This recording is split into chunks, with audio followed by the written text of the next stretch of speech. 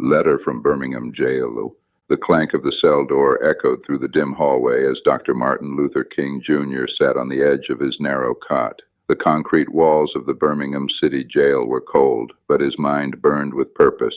He had come to this city, the most segregated in America, to confront the injustice that had festered too long beneath polite words and public silence. Outside, the world went on as usual, but inside that small cell, something extraordinary was being written, line by line, between the margins of a newspaper and on scraps of paper smuggled out by friends. It would become one of the most powerful appeals for justice ever made. Letter from Birmingham Jail. King had been arrested for leading a peaceful protest, marching without a permit, standing for the dignity of his people. Days later, a local newspaper published a letter from 8 white clergymen. They called his actions unwise and untimely. They urged patience. They asked him to wait. He sighed as he read their words. These were not men of hate, but of hesitation, good men who preferred order to justice. Their disappointment in him was deep, but his disappointment in their silence was more profound still. He began to write. "I am in Birmingham," he wrote, "because injustice is here." He explained that he could not sit idly in Atlanta while people suffered elsewhere. "Injustice anywhere," he said, "is a threat to justice everywhere." He was not an outsider meddling in local affairs. He was a brother, bound to all humanity by moral law. King laid out the reasoning behind his movement. First, gather facts. Second, try negotiation. Third, prepare spiritually. And finally, take direct action.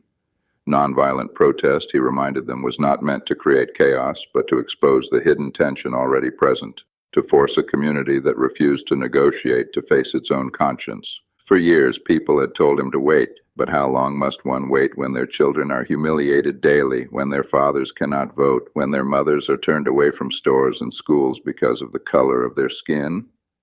"For years I have heard the word wait," he wrote, "and it rings in the ear of every Negro with piercing familiarity. This wait has almost always meant never." King's pen moved faster now, his thoughts flowing like a sermon written in the language of pain and hope. He spoke of just and unjust laws, laws that uplift the human spirit and those that degrade it. One has a moral responsibility, he said, to disobey unjust laws. He compared his actions to those of the early Christians who defied Roman law for the sake of a higher truth. Like the prophets of old, he too must answer to the call of justice, not the comfort of compliance. But what hurt him most, he confessed, was not the hatred of the Ku Klux Klan. It was the quiet disappointment of the white moderate, the ones who said, "I agree with your goals, but not your methods," the ones who valued peace without justice more than tension with purpose. "Shallow understanding from people of goodwill," he wrote, "is more frustrating than absolute misunderstanding from people of ill will." The church, he said sadly, had once been a beacon of courage. In ancient days, it was a powerful force for good. Now, too many congregations had become cautious and comfortable, content to sit on the sidelines. So often, he wrote, the contemporary church is a weak, ineffectual voice with an uncertain sound. Still, even in his disappointment, King's faith burned bright. He believed that truth, though crushed to earth, would rise again. He believed that unearned suffering was redemptive. He believed that love could transform even the hardest heart. When he finally set down his pen, the letter was not just a defense of his actions, it was a call to conscience. It was written to the clergymen, yes, but it spoke to all humanity, a reminder that silence in the face of injustice is itself injustice. From that cold Birmingham cell, King's words would travel farther than any march or demonstration, across the South, across the nation, across time itself.